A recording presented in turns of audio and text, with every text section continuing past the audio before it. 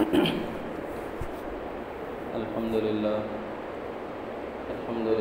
رب العالمين، والصلاة والسلام على سيد الأنبياء والمرسلين وعلى آله الطيبين وأصحابه الطاهرين ومن تبعهم بإحسان إلى يوم الدين.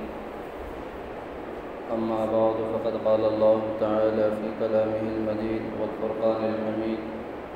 فأعوذ بالله من الشيطان الرجيم، بسم الله الرحمن الرحيم. من عمل صالحا من ذكر أو أنثى وهو مؤمن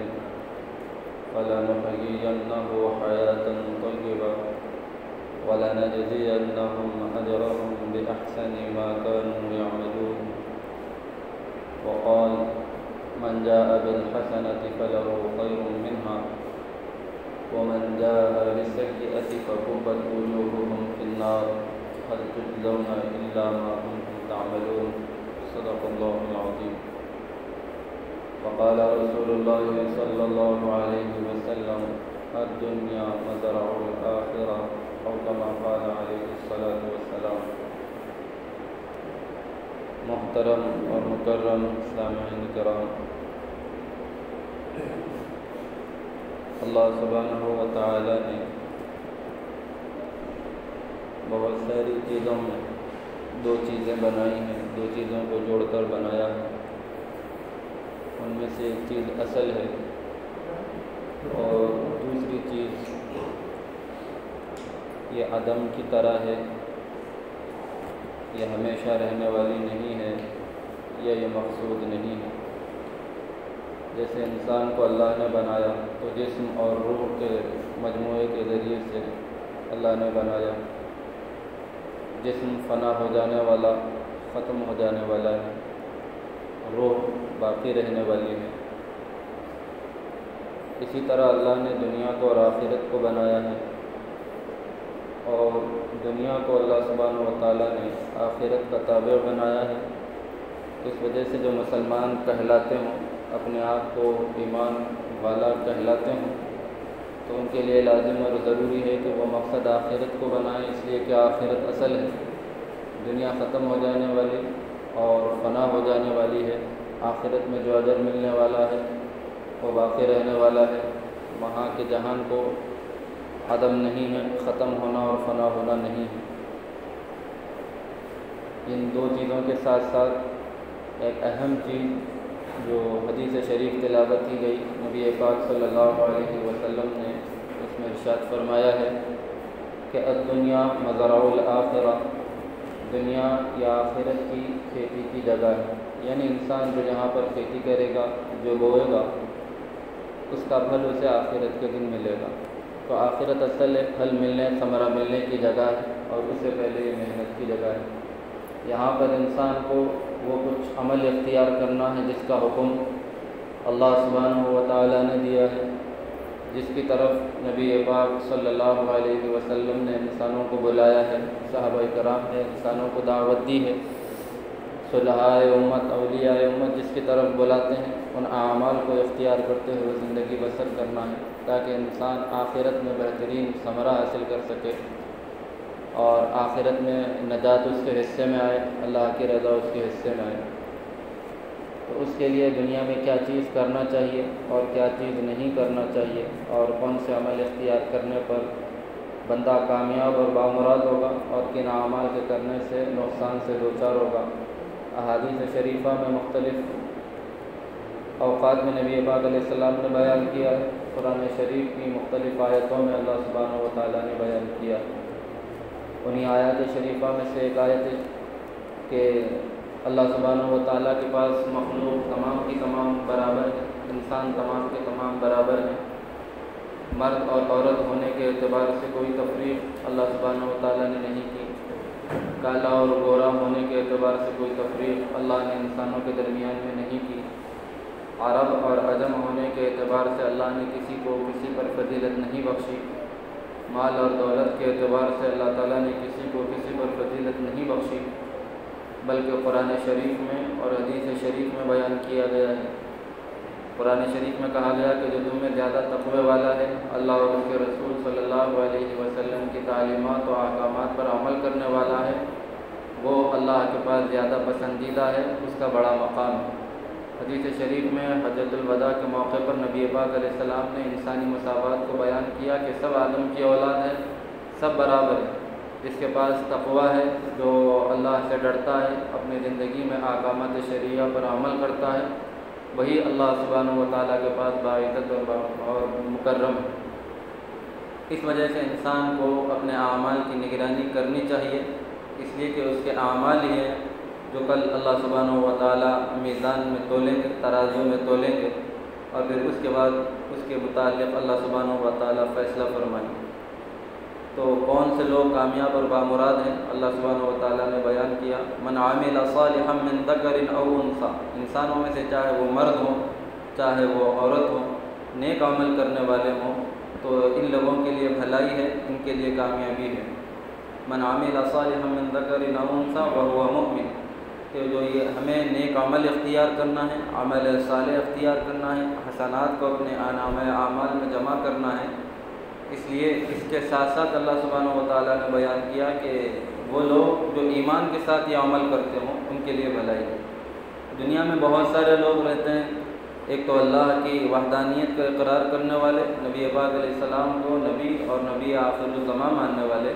اور بہت سارے لوگ تو ایسے جو اللہ کی وحدانیت کا انکار کرنے والے، نبی پاک علیہ السلام کو نبی نہیں ماننے والے اور اللہ کی نافرمانی کرنے والے۔ لیکن انسانیت کے ناطے بہت سارے لوگ ہیں جو اعمال صالحہ اپنی طرف سے انجام دیتے ہیں، دنیاوی اعتبار سے جن کو ہم بھلائی کے کام کہتے ہیں، ایسے کاموں میں وہ بڑھ چڑھ کر حصہ لیتے ہیں۔ لیکن ایسے لوگوں کی یہ عمل، ان کا بدلہ آخرت کے دن کچھ ان کو ملنے والا نہیں ہے۔ اگر دنیا میں کچھ میسر آ جاتا ہے تو کچھ میسر آ جاتا ہے، لیکن آخرت میں ان کو ان کے اعمال کا کوئی بہتر بدلہ ملنے والا نہیں ہے۔ اس لیے کہ اللہ نے کہا کہ مرد عورت جو کوئی ہو وہ عمل کرے، ہم انہیں ان کا بدلہ دیں گے، لیکن شرط یہ ہے کہ ایمان کے ساتھ ان کے اعمال ہونے چاہیے۔ من عمل صالحا من ذکر او انثی وهو مؤمن فلنحیینہ حیاۃ طیبہ ولنجزینہم اجرہم باحسن ما كانوا یعملون۔ تو یہ جو اپنی زندگی کو عمل صالح میں مشغول رکھتے ہیں، ایمان کے ساتھ، ایمان کی برقراری کے ساتھ، تو ان کے لیے اللہ سبحانہ و تعالیٰ نے اس آیت شریفہ میں دو انعامات کا ذکر کیا ہے، دو وعدے اللہ تعالیٰ نے ان سے فرمائے ہیں۔ ایک کا تعلق اس دنیاوی زندگی سے ہے اور دوسرے کا تعلق آخرت سے ہے۔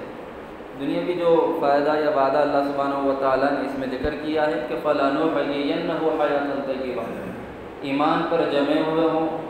اور پھر اس کے بعد عمل صالح میں مصروف ہوں، تو اللہ تعالیٰ انہیں جو زندگی عطا کریں گے، اس کے لیے لفظ استعمال ہوا حیاتاً طیبہ، بہترین زندگی، پاکیزہ زندگی، خوشحال زندگی اللہ ان کو عطا فرمائیں گے۔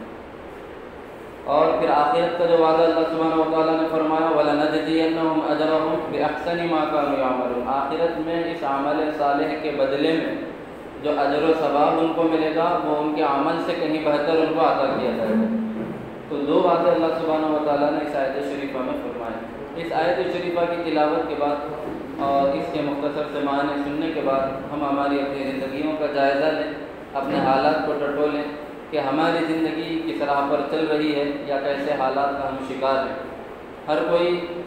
دنیاوی زندگی میں مسائل کا شکار ہے اور پریشان ہے، اپنی پریشانیوں کا حل چاہتا ہے اور اپنی زندگی کو خوشحال بنانا چاہتا ہے، پرسکون بنانا چاہتا ہے، عافیت والی زندگی بنانا چاہتا ہے۔ اور ساتھ ہی ہر انسان کی خواہش جو مسلمان کہلاتا ہے، ایمان والا کہلاتا ہے، یہ تمنا اور آرزو بھی ہے کہ میں کل اس دنیا سے رخصت ہو جاؤں اور اللہ رب العزت کی بارگاہ میں حاضر ہوں تو اللہ سبحانہ و تعالیٰ کی طرف سے خوشنودی مجھے حاصل ہو اور بہترین ثواب مجھے ملے اور نجات میرے حصے میں آئے، اللہ مجھ سے راضی ہوں اور جنت میرا ٹھکانہ ہو۔ یہ ہر مسلمان کی خواہش، تمنا اور آرزو ہے۔ تو ان دونوں چیزوں کے حاصل ہونے کے لیے جو طریقہ اللہ سبحانہ و تعالیٰ نے بیان کیا ہے، اس طریقے کو مد نظر رکھتے ہوئے اگر ہم زندگی بسر کریں گے اور ان اعمال کو اپنائیں گے تو یہ دونوں باتیں اللہ سبحانہ و تعالیٰ کے ہمارے ساتھ سچ ہو کر سامنے آئیں گے۔ اس لیے کہ اللہ کے وعدے میں، اللہ کی کلمات میں، اللہ کی باتوں میں کوئی تبدیلی نہیں ہے، اور اللہ تعالیٰ نے اپنی ذات کے متعلق قرآن شریف میں ارشاد فرمایا ہے کہ اللہ اپنے وعدے کے خلاف نہیں کرتے۔ تو اللہ تعالیٰ نے جو وعدہ کیا ہے وہ وعدہ ضرور اللہ پورا کریں گے۔ اس سے پہلے جو اللہ نے احکامات دیے ہیں ان احکامات کو پورا کرنا یہ ہماری ذمہ داری ہے۔ تو یعنی عمل صالح کو انجام دینا ایمان کی برقراری کے ساتھ۔ تو ہمیں دنیاوی زندگی کے فوز و فلاح کے لیے اور آخرت کی کامیابی کے لیے عمل صالح اختیار کرنا ہے۔ اور عمل صالح کیا ہے؟ اللہ سبحانہ و تعالیٰ نے قرآن شریف میں اس کو واضح فرمایا ہے کہ نبی پاک صلی اللہ علیہ وسلم کی زندگی تمہارے لیے بہترین نمونہ ہے۔ یعنی جو کوئی عمل حضور کریم صلی اللہ علیہ وسلم کا ہے وہ عمل حسن ہے، بلکہ احسن ہے، اللہ کے پاس مقبول ہے۔ جو کوئی نبی پاک صلی اللہ علیہ وسلم کی سنتوں پر عمل کرے گا، نبی پاک صلی اللہ علیہ وسلم کی زندگی سے روشنی حاصل کر اپنی زندگی کو روشن کرے گا، اپنے اعمال کو بنائے گا، تو وہی بندہ اور اس کے وہی اعمال اللہ سبحانہ و تعالیٰ کی بارگاہ میں مقبول ہیں، چاہے وہ فرائض کی ادائیگی ہو، چاہے وہ نوافل کی ادائیگی ہو، واجبات کی ادائیگی ہو، یا حقوق کا ادا کرنا ہو۔ اللہ سبحانہ و تعالیٰ نے اپنے حقوق بھی بیان کیے ہیں اور بندوں کے حقوق بھی بیان کیے ہیں۔ اللہ کے حقوق کا ادا کرنا، والدین کے حقوق کا ادا کرنا، پڑوسیوں کے حقوق کا ادا کرنا، رشتہ داریوں کے حقوق کا ادا کرنا، یہ تمام حق اس کے اندر شامل ہیں۔ تو یہ تمام عمل صالح میں شامل ہے۔ اگر انسان ان اعمال کے کرتے ہوئے، ان بھلائی کے کاموں کے کرتے ہوئے یہ نیت بنائے کہ میں اللہ کی رضا کے لیے، نبی پاک علیہ الصلوۃ والسلام کی ارشادات کی روشنی میں اللہ کی رضا کے لیے اس عمل کو کرتا ہوں، اللہ کے فرما برداری کے جذبے کے ساتھ یہ عمل کرتا ہوں، یہ عمل صالح ہوگا اور اللہ سبحانہ و تعالیٰ اس عمل کی انجام دہی پر اس کے نام اعمال میں حسنات لکھیں گے، نیکیاں لکھیں گے۔ اور پھر اس کے بعد اس آیت شریفہ میں یہ بیان کیا گیا کہ عمل صالح ہونا چاہیے، اور اس عمل صالح کی بنیاد ایمان ہونا چاہیے، ایمان ہونا چاہیے۔ اور ایمان والوں سے اللہ سبحانہ و تعالیٰ خطاب کر رہے ہیں کہ تمہاری ایمان کی برقراری ہو، اس کے ساتھ عمل صالح ہو۔ اور پھر ایمان کیا ہے؟ اس کے بارے میں علماء کرام نے لکھا ہے کہ سب سے پہلے جو ایمان کہا جاتا ہے اصل، وہ ہے آپ کے دل کا یقین، کہ آپ اپنے دل کے یقین سے اللہ کو ایک جانیں اور نبی پاک صلی اللہ علیہ وسلم کو اللہ کا بھیجا ہوا سچا رسول مانیں، آخری نبی مانیں۔ پھر اس کے بعد اس ایمان کی تفصیل قرآن شریف میں اور احادیث شریفہ میں بیان کی گئی کہ ساتھ ساتھ میں وہ فرشتوں پر ایمان لائے، کتابوں پر ایمان لائے، رسولوں پر ایمان لائے، روز آخرت پر ایمان لائے، تقدیر کے اللہ تعالیٰ کی طرف سے طے ہونے پر ایمان لائے کہ اچھی اور بری تقدیر جو بھی میرے ساتھ ہوتا ہے وہ اللہ کے فیصلوں سے ہوتا ہے، یہ ہمارا ایمان۔ پھر اس ایمان کے ساتھ اللہ سبحانہ و تعالیٰ نے قرآن شریف میں ایک اور جگہ ارشاد فرمایا ہے، یا ایھا الذین آمنوا آمنوا باللہ ورسولہ، اے ایمان والو ایمان لاؤ اللہ پر اور اس کے رسولوں پر اور کتابوں پر اور یہ نبی آخر الزماں صلی اللہ علیہ وسلم پر۔ یہ تمام تفصیل اس آیت شریفہ میں مذکور ہے۔ اس آیت شریفہ میں اللہ سبحانہ و تعالیٰ نے خطاب کیا ہے ایمان والوں کو اور ان سے کہا ہے کہ اے ایمان والو ایمان لاؤ، اور ہمارے اعمال صالح مقبول ہیں اسی صورت میں جب ہمارے ایمان مضبوط ہوں،